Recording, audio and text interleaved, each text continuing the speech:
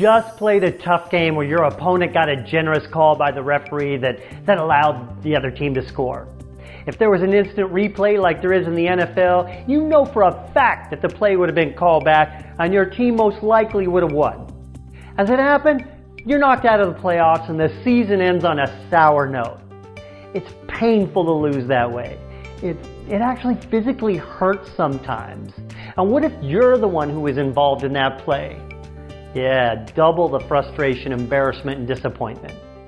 Or maybe the defeat was totally under your control, like when Brett Favre of the Minnesota Vikings in the 2009 NFC Championship game, he threw an interception to give away the game in the final minutes.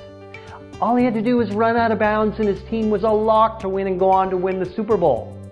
How do you come back from such crushing defeats?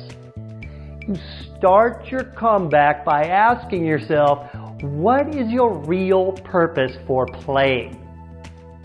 You know, when I'm working with an athlete one-on-one, this question, it comes up, and I usually try to kind of be a mixture of funny and sarcastic when I say, is your entire purpose for playing your game, your sport, to have won? Is that the whole reason? Of course, the answer is almost always no. And then I ask them to tell me what are their reasons for playing their sport.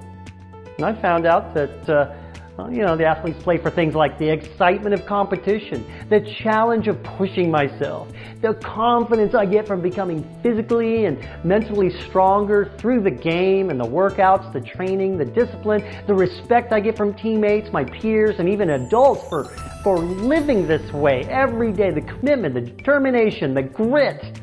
You know, maybe even the physical contact if you're in a sport like that, achieving new skills, making great plays, right? Hearing coaches and fans scream, the atmosphere and environment of a game or the competition, the camaraderie possibly of being on a team.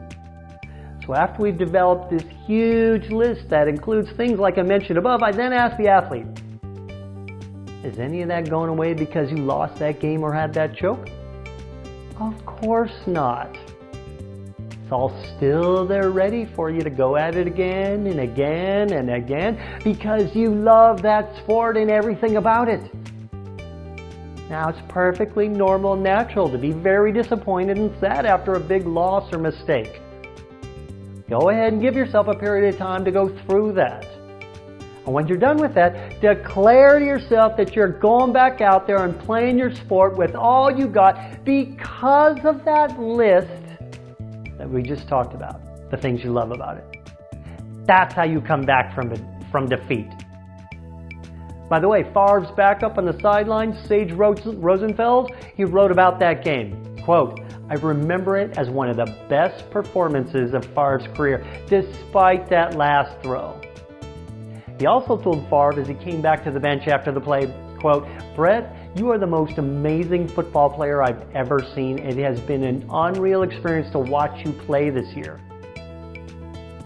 I can't really describe the look he gave me, Rosenfeld said, but I can tell those words meant something to him.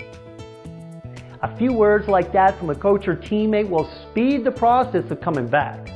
I'm Craig Sigl, your mental toughness trainer. Let's do this.